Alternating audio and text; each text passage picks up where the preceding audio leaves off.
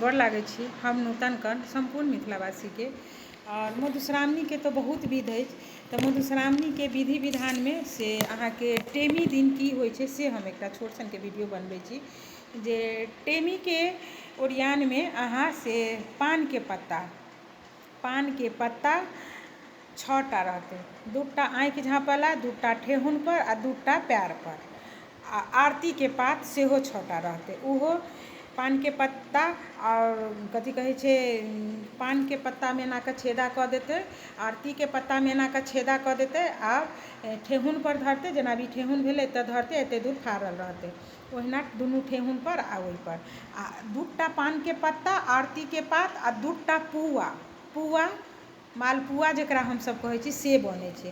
तो पुआ ल क एना क आँखि झपाई छै, पुआ ल क एना क आँखि झपाई छै। तो 2टा पुआ के सेहो ओरियान करब।